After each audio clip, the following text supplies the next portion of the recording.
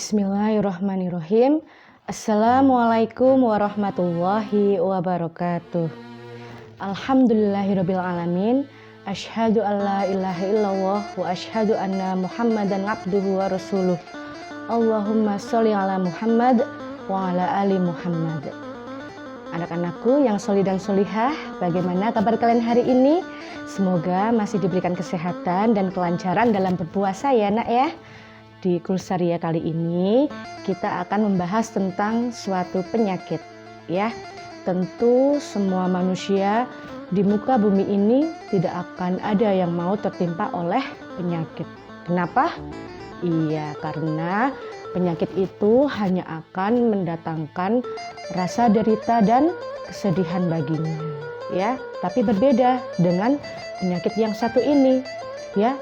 Penyakit yang satu ini justru bagi mereka yang tertimpa olehnya akan merasakan kenikmatan dan kebahagiaan.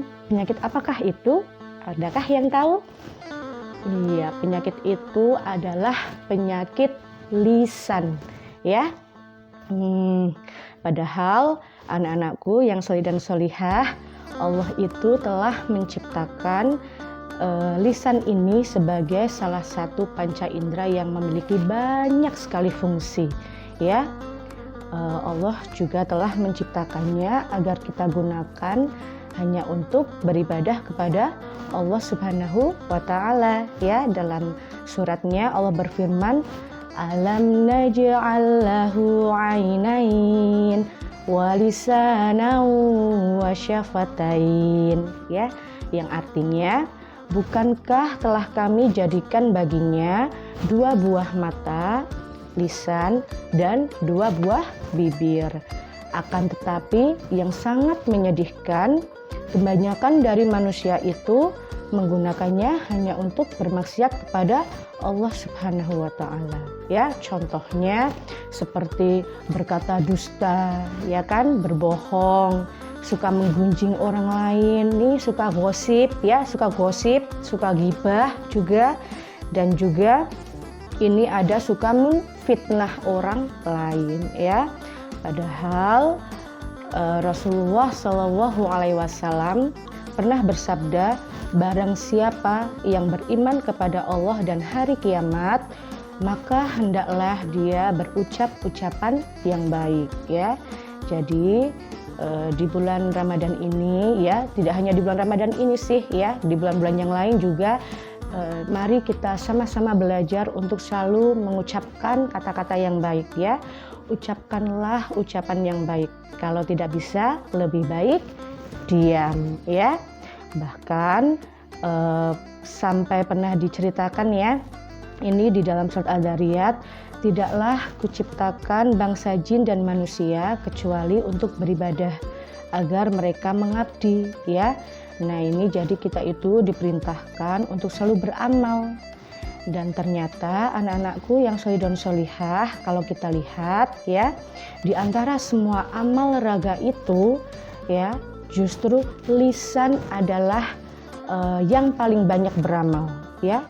Contohnya dalam sholat nih ya, dalam sholat kita bisa membedakan ya, kita bisa membandingkan ya, berapa banyak gerakan lisan dan berapa banyak gerakan tangan ya. Kita juga bisa membandingkan nih, berapa gerakan lisan dan berapa gerakan kaki ya. Belum bacaan surat yang kita baca ya, belum doa waktu sujud yang kita baca, belum juga doa waktu ruku, i'tidal dan sebagainya ya kan.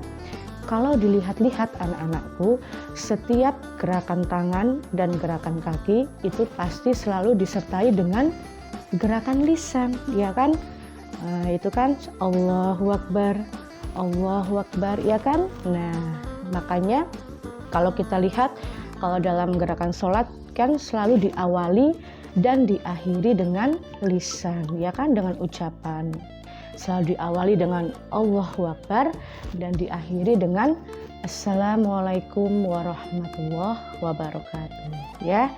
Jadi anak-anakku, Rasulullah Shallallahu Alaihi Wasallam ini bahkan sampai pernah ya menjelaskan tentang peran lisan ini anak-anakku ya. Apabila datang waktu pagi, maka seluruh raga manusia ini ya dia akan mewanti-wanti pada lisan. Jadi mata kita ya, kepala kita, bahkan kulit kita, tangan dan kaki kita itu seakan-akan berkata kepada lisan ya. Bertakwalah engkau lisan kepada Allah dalam urusan kita semua ya. Jika engkau istiqomah, maka kita akan ikut istiqomah ya. Tapi jika engkau menyimpang, maka kita pun akan turut menyimpang ya. Itu adalah peran lisan anak-anakku ya. Dalam hadis riwayat Tirmidzi, dalam hadis ini juga Rasulullah SAW pernah berkata kepada salah satu sahabat tentang amalan yang dapat memasukkan mereka ke surga dan menjauhkan mereka dari api neraka. Ya, lalu Nabi menjelaskan tentang rukun Islam, tentang amalan-amalan sunnah yang harus dikerjakan, ya. Dan di akhir beliau mengatakan, mau tidak saya kasih tahu bahwa dari semua urusan tadi intinya itu adalah hanya dalam satu perkara. Apakah itu? Lalu Rasulullah SAW mengeluarkan lisannya. Beliau memegang lidahnya ya sambil berkata, tahan lisanmu, jaga lisanmu. Itu anak-anakku ya. Jadi mari kita sama-sama belajar ya untuk selalu menahan diri ya, berkata-kata yang baik karena ucapan adalah doa ya.